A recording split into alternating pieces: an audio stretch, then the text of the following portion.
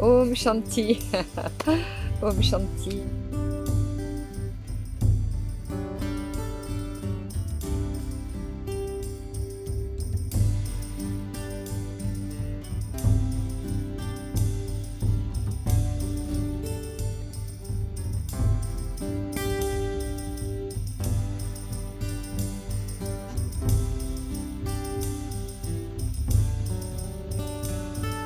Om Shanti, Om Shanti, Om Shanti, Om. Alors aujourd'hui, je voudrais évoquer un sujet qui est l'émotionnel, l'émotion. Je fais cette vidéo parce que j'entends très souvent un,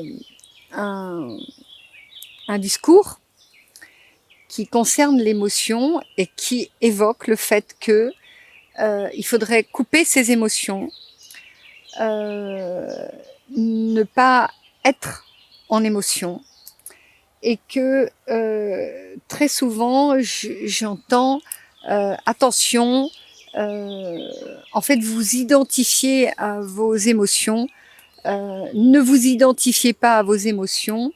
De cette manière-là, petit à petit, vous cesserez la souffrance interne.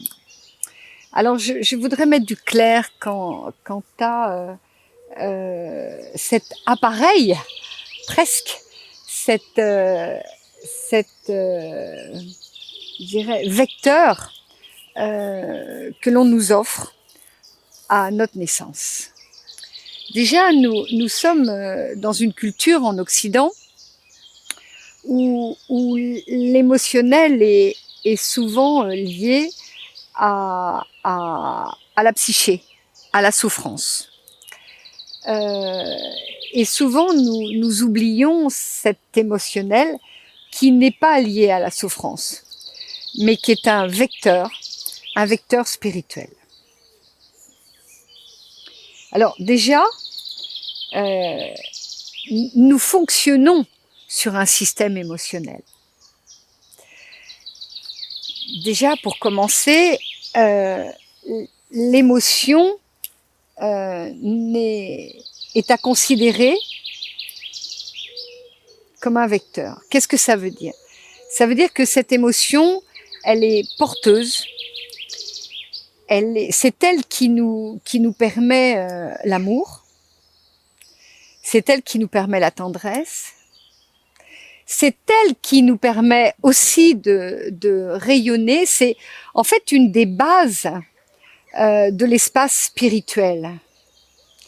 Lorsque vous commencez un chemin spirituel, c'est l'émotionnel qui s'ouvre en vous, qui stimule à l'intérieur de vous ces états de grâce, ces états d'élan, de passion, de dépassement intérieur. C'est le fait d'être porté par un autre qui vous regarde, un autre qui vous encourage. En fait, cet autre stimule une part de votre émotion et de votre émotionnel, ce qui crée à l'intérieur de vous une énergie et un moteur énergétique. Donc, la question n'est pas de s'identifier ou de ne pas s'identifier. Le fait de s'identifier va rentrer et fait partie du secteur psychique, psychologique. Ce dont je vous parle, c'est un secteur spirituel. Alors, pour aller dans la direction de ce qui peut être considéré comme l'émotionnel au niveau psychique, en fait, si vous considérez que votre émotion est comme un char, vous avez des chevaux devant, et en fonction, en fait, de votre karmique, en fonction de votre trame de vie, vous allez, et nous le savons au niveau psychique, au niveau clinique, nous le savons, c'est-à-dire la manière dont vous gérez votre souffrance, c'est cela que ça signifie. Nous savons que chaque personne est totalement différente. Chaque personne a son char avec un nombre de chevaux devant ce char. Et chacune des personnes va devoir en fait apprendre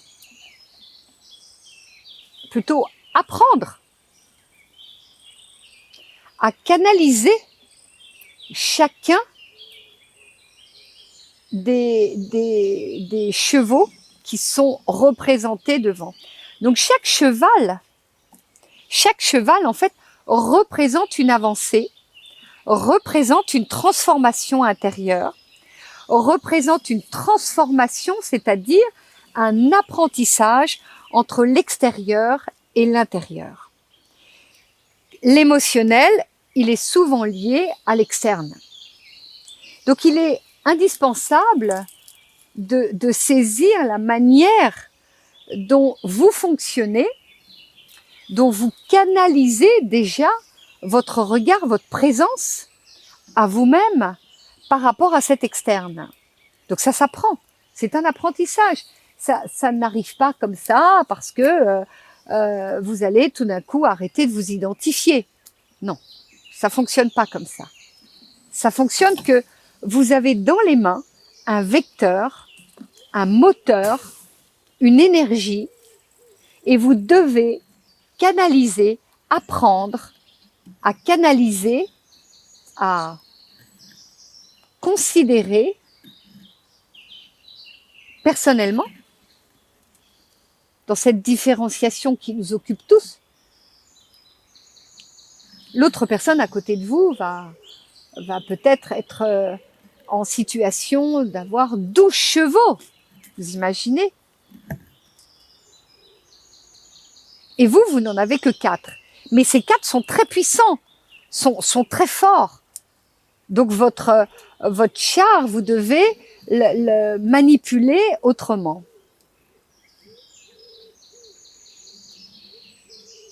Donc de l'interne et de l'externe. Après, vous devez aussi considérer cet apprentissage interne qui est ces autres. Qui sont les autres qui vous touchent, qui vous apportent de l'émotionnel? Est-ce que c'est davantage des femmes, des hommes? Est-ce que c'est davantage la société? Donc ça veut dire la manière dont vous vous inscrivez dans ces 3 parties que je viens de nommer.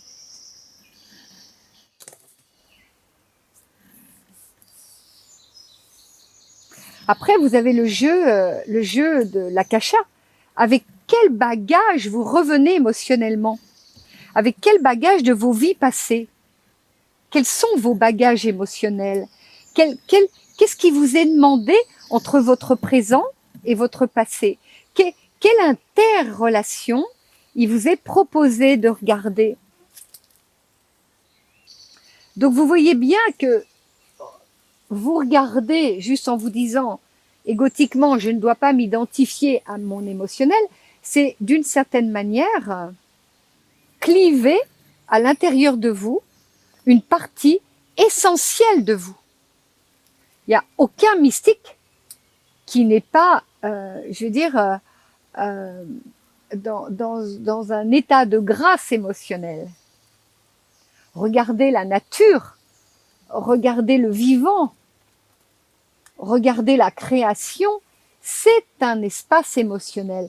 Quand cet émotionnel trouve une jonction entre votre interne et votre externe, lorsque vous considérez les éléments que je viens de nommer, et que vous apprenez à voyager dans votre émotion. Avec votre char, vous apprenez à voyager. Vous apprenez à diriger la direction qui est la vôtre. C'est surtout ça que vous devez apprendre. Et pour cela, il est nécessaire d'éveiller un regard sur vous-même. Bien sûr que la connaissance de vous, la connaissance des pôles, de toutes les strates qui sont liées aux émotions, les émotions de colère, de tristesse, de joie, de grâce, comme je le disais, d'amour. Moi, j'ai accouché, mais j'étais dans une émotion extraordinaire d'accueil. Votre corps danse dans l'amour.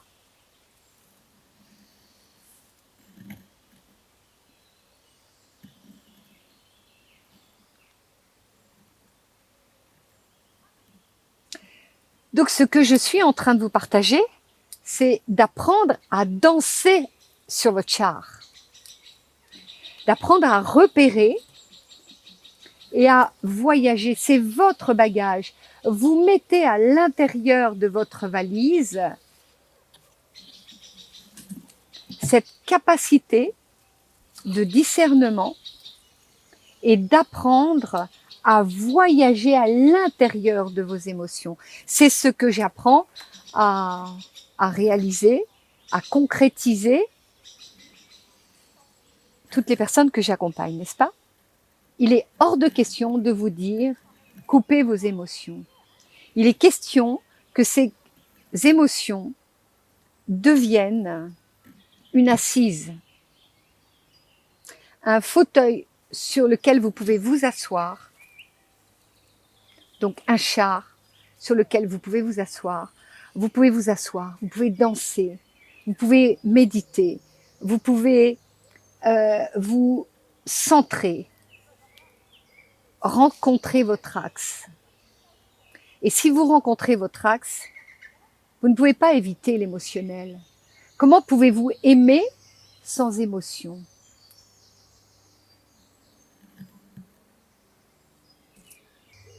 Donc la question, c'est que vous pouvez apprendre qu'il y a des émotions, je dirais, utiles et des émotions inutiles. Exactement comme il y a des souffrances utiles et des souffrances inutiles.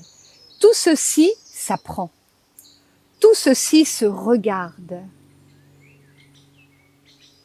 Mais moi, je suis un être d'émotion et je ne veux pas vivre autrement.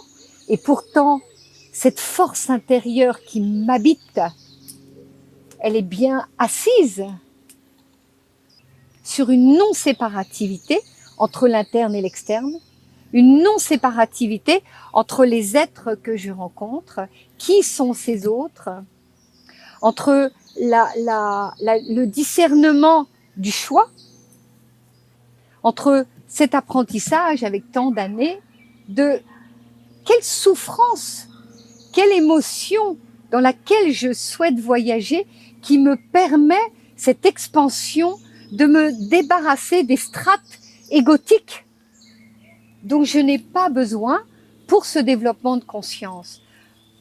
Et c'est de ça dont il s'agit.